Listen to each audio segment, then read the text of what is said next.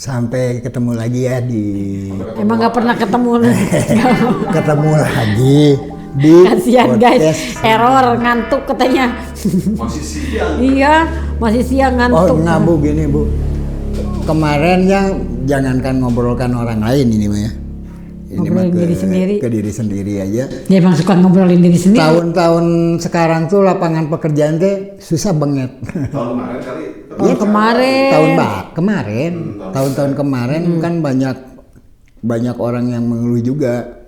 Karena jangankan disabilitas ya, lapangan pekerjaan buat yang non disabilitas pun banyak yang dikurangin. Sempat kita bahas tuh ya waktu itu. Nah, itu kan bukan nggak usah digubris. Oh, itu mah udah. Tapi kan itu tuh jadi kendala ya para orang termasuk orang tua UMKM yang udah berkeluarga gitu ya. Nah, makanya sekarang dengar-dengar juga ada hal yang positif nih, ada UMKM sama kepemerintahan di daerah setempat tuh mau digalakan lagi, mau dibikin. Makanya kan harus kreatif juga ya si masyarakatnya.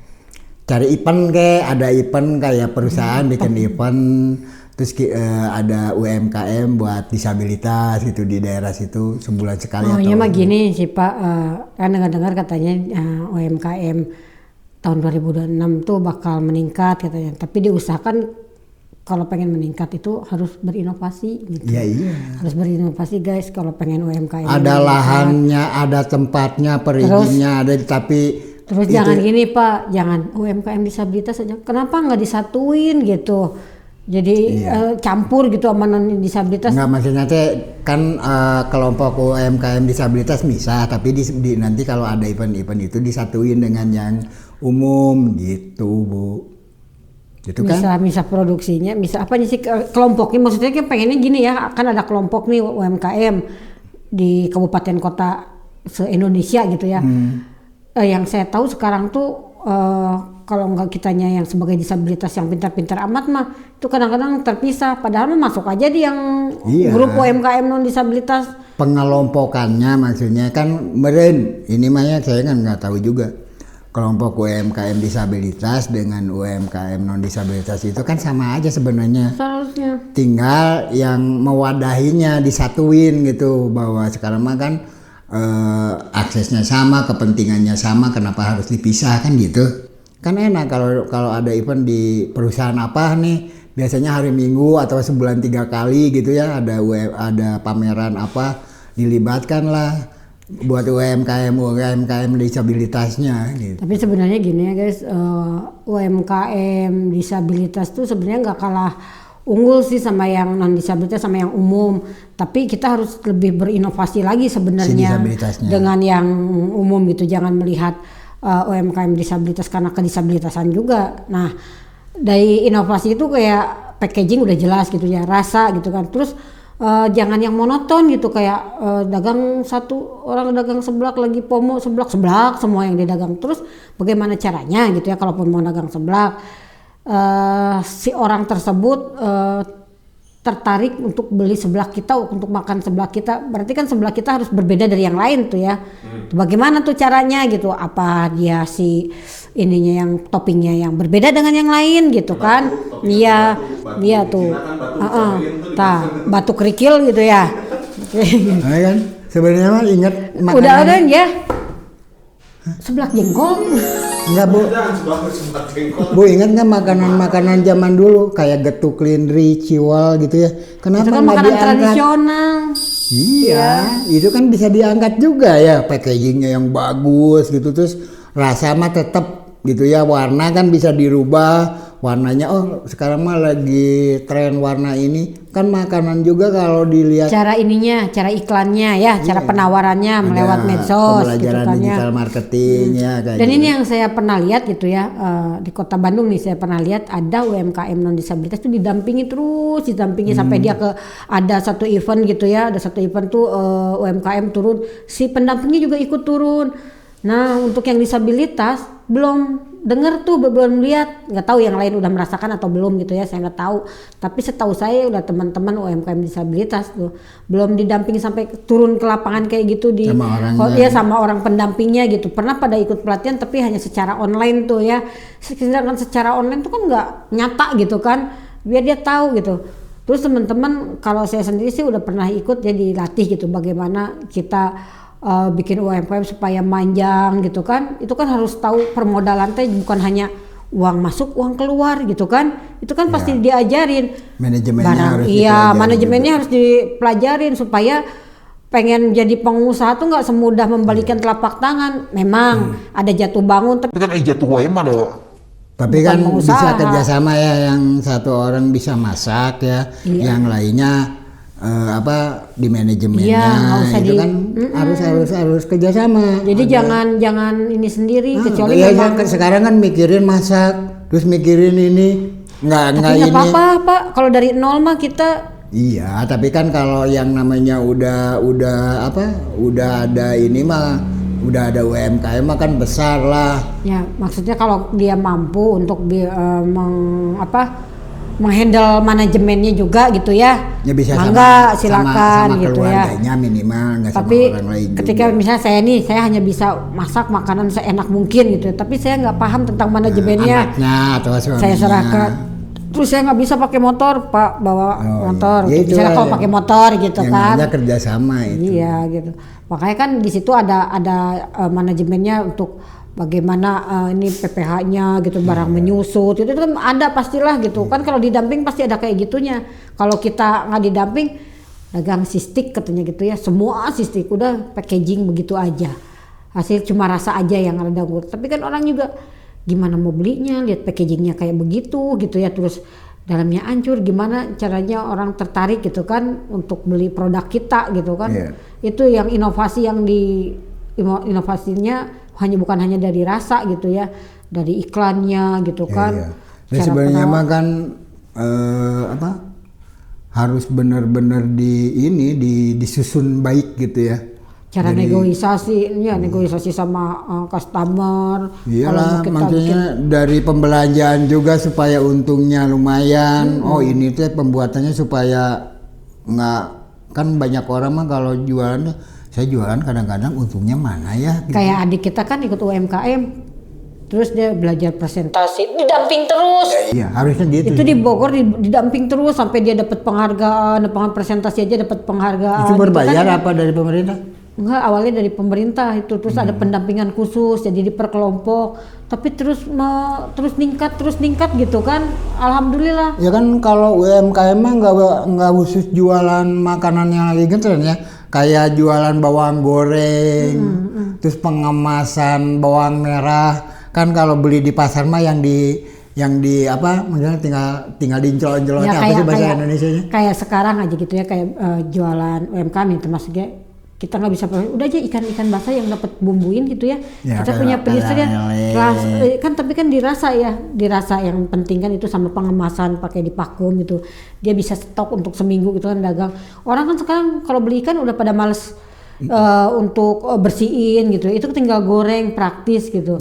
Itu kan udah termasuk sebenarnya kan mempermudah para ibu-ibu. Kalau UMKM itu sebenarnya bukan ke makanan aja ya. Iya. Kayak hasil kriya. Bikin tanaman gitu dari bibit, ngebibitin, dijualin. Maksudnya teh hasil dari tanaman hidroponik. Kayak gitu. Kayak punya beli cabai seperapat, keringin, nanti ditaburin. Enggak, beli cengek, maksudnya dijual, dibikin benih. Kan sama aja. Beli cabai, ke pasar beli cabai busuk gitu. Maksudnya kan nggak kan UMKM itu jualan kan nggak khusus makanan doang, yang penting bisa dinikmati sama masyarakat. Mau pakaian. Kayak pohon cengek mahal. Kenapa nggak nanam sendiri gitu, nanti buat dikonsumsi sendiri bisa, buat dijual separuh kan, beli seperapat dibikin benih kan lumayan. Kayak ternak ayam kan nggak harus berpuluh-puluh ekor ya Mal ya. Kita bisa mulai dari 10 kan, tiap hari bertelur tuh nggak mungkin kan kita tiap hari habisin 10 butir telur. Bisa dimakan sekarang kayak programnya gitu. Kalau menanam itu dimakan dan dijual. Jadi kita makan terus tapi si pembenihan ini masih ada karena uangnya muter gitu ya. Buat dimakan bisa, buat beli lagi nanti ininya bibitnya terus aja begitu bersirkulasi. Muter ya gitu. Kenapa nggak Ini mah Madi sebagai si bodoh aja ya nanya gitu. UMKM teh tadi ya kalau kata Bang Aja tadi kan UMKM teh kan nggak harus selalu makanan. Harus makanan terus gitu. Karena kan gini, kalau misalnya ngomongin disabilitas kan pasti ada kebutuhan barang yang dipakai lah. Misalnya gitu, kalau Teh Yani beli sepatu nggak bisa di toko yang biasa. Nah itu dia. Beda-beda tuh. Pemesanan. Kanan sama kirinya tuh Teh Yani kakinya tuh beda ukuran. Iya. Kenapa nggak berinovasinya di barang-barang yang memang dibutuhkan sama teman-teman disabilitas? Pernah yang saya lakukan itu saya punya teman di Cibaduit, nggak tahu masih ada atau sekarang ya. Itu dia UMKM kan buat sepatu. Nah saya pesan ke beliau waktu itu, jadi langsung diukur, mempermudah juga untuk teman-teman disabilitas. Ya, jadi misalnya apa? Tongkat gitu, misalnya yang pakai tongkat tapi alat bantu gitu. Ya. Kan sepatu juga termasuk alat bantu. Alat bantunya bukan kayak saya kan bikin gitu. Alat bantu kursi roda, bikin tongkat, bikin motor roda 3. UMKM termasuk kan kayak modifikasi motor rumahan ya. Yang ringan-ringan aja maksudnya saya bukan kan kadang-kadang orang berpikirannya ke makanan gitu mah. Bikin benih aja kan bisa dijual ya dengan modal sedikit gitu. Maksudnya kenapa nggak mindsetnya bikin produk yang jadi solusi dari persoalan teman-teman disabilitas nah juga. Itu misalnya gitu tapi yang ya kalau misalkan akhirnya kan inovasinya kan yang memang kira-kira dia butuh kan gitu. Betul. Misalnya Teh Yani bikin toko sepatu. Ya, kalau dia jual sepatu buat yang non disabilitas yang umum, tapi jualan juga untuk disabilitas menerima pesanan gitu ya, menerima sesuai kebutuhan gitu kan. Ya. Terus kayak kita kalau makanan juga kita kan bisa delivery juga, itu lebih mempermudah pelanggan jadi sebenarnya kan yang diingini sama masyarakat mah berpola ya, berinovasi apapun. Kadang-kadang orang itu kan manusia ada titik jenuhnya mah. Ya kayak Teh Yani tadi, orang jualan seblak, ini seblak.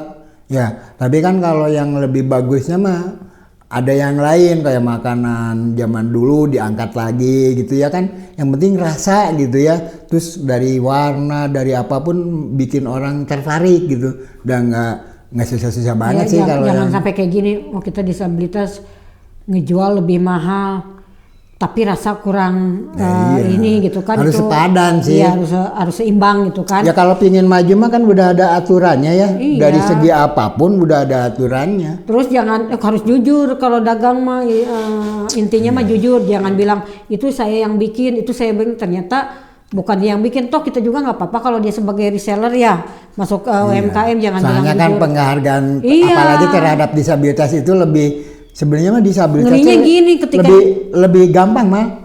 Disabilitas itu lebih gampang sebenarnya teman-teman, lebih banyak yang mengangkat ya, karena ya masalah kalau dianya iba apa itu mah terserah mereka ya, tapi kan kalau disabilitas itu berbuat sesuatu itu cepet naiknya. Ya tapi kan ngerinya gini, ketika dia bilang itu buatan saya loh, pasti saya pengen lihat dong produksinya.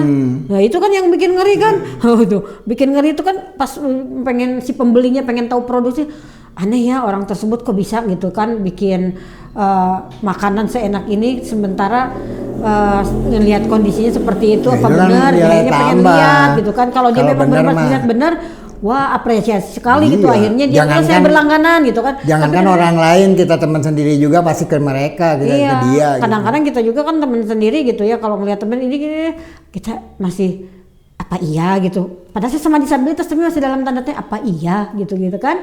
Padahal kita sesama disabilitas, apalagi orang yang belum tahu tapi ya itulah itu. Makanya diperlihatkan ya, dengan kalau mau usaha itu kan harus jujur-jujuran ya. Dengan jiwa jujur itu jalannya pun akan lancar. Dan biasanya kalau kita gitu ya, maksud saya kalau kita mau iklankan hasil kita itu jangan ambil dari AI, atau memang sekarang ada AI pembohongan publik. Tapi hasil karya kita asli gitu. Ya emang harus bagus gitu ya di ininya gitu. Tapi benar kan sih teman-teman, kalau masalah jualan mah ya, yang orinya yang diperlihatkan itu jangan diedit sebenarnya. Takut kabelejog yang belinya gitu. Ya, nanti merasa kan tertipu nanti. Pas kita udah punya pasar jadi ditarik lagi gitu kan, nggak enak. Makanya kan apapun jujur-jujuran lah. Kalau menurut Teh Yani mah aja ya ini mah kira-kira untuk disabilitas yang apa misalnya disabilitas yang hambatannya gerak gitu, kira-kira jenis usaha apa yang cocok? Kalau di rumah banyak sebenarnya, dia mau kria gitu, dia mau kuliner bisa. Masalah yang beli itu bisa delivery kan, bisa diantar, kita pakai kurir. Geraknya kan kalau saya mah geraknya di kaki gitu. Ya, sebenarnya ada misalnya yang sampai disabilitas berat, misalnya sampai yang harus pakai belangkar gitu seharian. Ada mah ini mah satu contoh dulu. Bisa dagang pulsa Pak. Bisa jualan pulsa. Terus ada teman juga di Jakarta panti namanya panti paraplegic. Ada teman-teman di kayaknya ada teman-temannya pada tahu ya. Kalau di Jakarta itu ada panti paraplegic, dia disabilitasnya kan lumpuh total ya, apa sih namanya? Ya hambatan gerak. Hambatan gerak dan kayak buang air besar, buang air kecilnya tuh tidak beraturan. Mereka bikin kria dari kertas itu, kadang-kadang tangannya nggak bisa berfungsi itu mereka sama mulut sampai tiduran. Dikasih ordernya biasanya dari orang luar negeri yang ada kerja sama orang Indonesia, terus ada yang bisanya cuma satu tangan, dia pakai alat.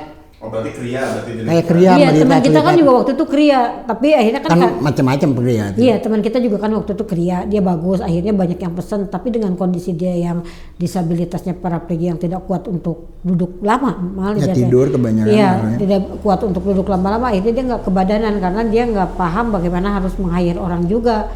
Kan harus mengajarin lagi gitu kan lama. Sebenarnya mah kalau yang tinggalnya di satu panti-panti gitu kan ada pendamping-pendampingnya ya.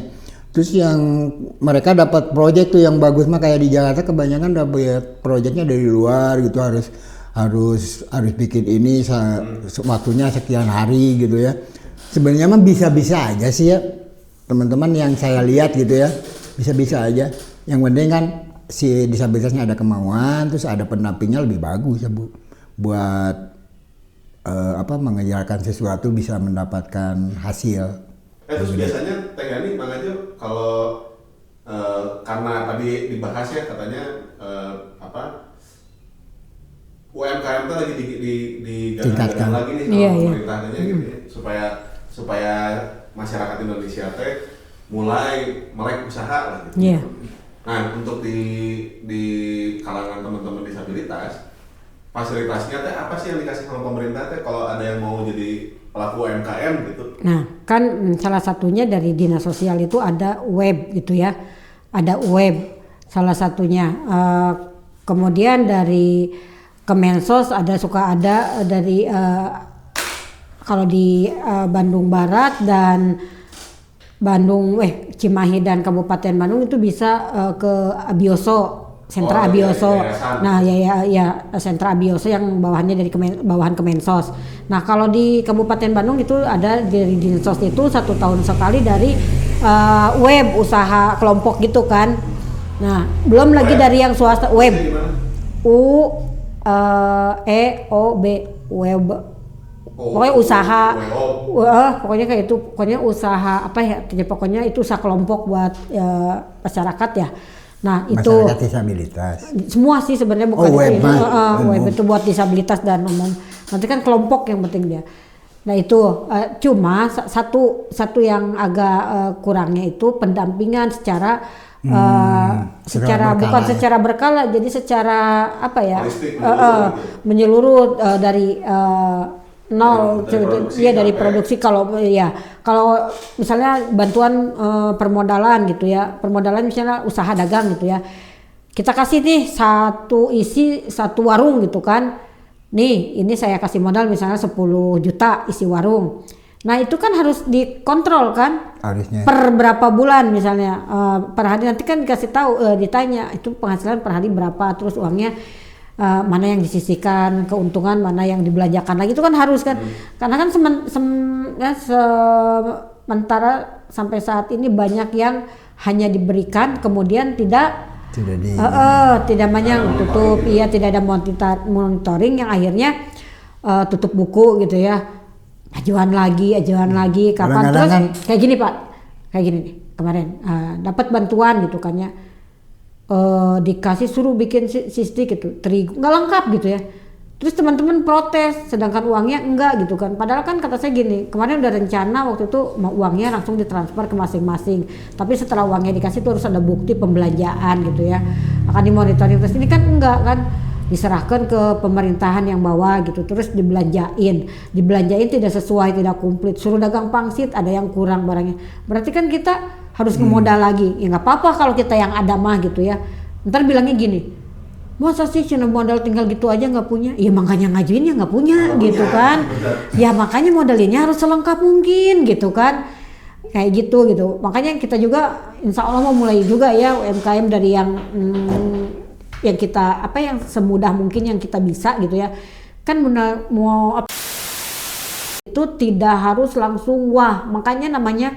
usaha menengah, kan mengawal mah tuh namanya juga mengawal kecil gitu kan, usaha kecil menengah ya, UMKM mikro kecil menengah, nah itu pokoknya mah, nah itu kan nggak harus langsung wah kan, nah, kenapa nggak usah malu untuk memulai dari yang kecil gitu ya, kayak cuma dagang beberapa kotak gitu atau beberapa macam makanan, terus yang dimulai dari cuma seminggu sekali, terus seminggu 2 kali, yang akhirnya lama-lama kan semua juga dari nol. Kalau kita mau langsung buah mah agak susah. Yang penting makan. Cuma inilah ya itu yang nitip satu tadi, pendampingan dari nol, jangan mengandalkan yang ada orang khusus yang untuk menanggung keliling gitu. Yang kesatu mah kan niat kalau cuman kayaknya makanya ngajuin juga niat. Enggak Bu, kadang-kadang gini, udah dapat bantuan niatnya nggak begitu ini mah, baru jualan sepi sehari kadang-kadang kan. Kalau Teguh mah niatnya bisa jadi patokan juga Bu, kadang-kadang cuman ikut-ikutan, udah ada bantuan daripada nganggur gitu ya. Kadang gini kan baru dagang nih sehari, sepi, sepi padahal itu kalau dagang mah modalnya bukan hanya modal uang, modal mental guys, mental yang paling berat mah. Ya itu ketika tidak laku ngahuleng gitu ya kuatin weh. Gitu makanya kalau kata pengusaha restoran mah gini, jangan dibagiin, kalau dibagiin nanti mereka tidak mau beli terus jadi berharap dikasih ketika tidak habis, udah aja dengan tega kita buang gitu katanya guys di UMKM gitu ya. Kalau kita mah kan mubazir, mending sedekahkan, tapi kalau pengusaha yang besar-besar itu ternyata bukan begitu mindsetnya, ternyata manajemennya kayak gitu guys. Beda konsep gitu ya, itu ya makanya kan trik. Ada info bagus ya, mudah-mudahan teman-teman sekarang ya yang udah tahu alhamdulillah, yang belum tahu kan ada info dari kita ya, dari podcast kita, mudah-mudahan terlaksana ya Bu. Terus niat-niatan teman-teman juga bisa berkarya di bidang usahanya lancar ya, tapi juga harus mengukur diri, jangan FOMO gitu ya, bahwa ketika ada UMKM ikut-ikutan ngukur diri, memang kita mampu nggak atau bisa nggak gitu, jangan cuma di bidangnya sih bagusnya. Iya, jangan hanya sekedar ikut-ikutan ya guys, ketika kita memang bukan tidak kemampuan kita di UMKM, jangan maksain gitu, kasihan cari aja kesempatan untuk yang lain, kita cari juga kemampuan kita di mana itu aja. Pesannya guys ya, teman-teman udah denger ya obrolan cerita kita Teh Yani, dan jangan bosennya dengan obrolan saya yang merepet. Mudah-mudahan ada yang jadi inspirasi yang lebih bagus. Karena waktunya udah bukan habis. Mengajari, terima kasih. Waktunya udah habis, kita nanti ketemu di episode yang lain. Dengan cerita lain. Dengan cerita yang lain. Sampai jumpa.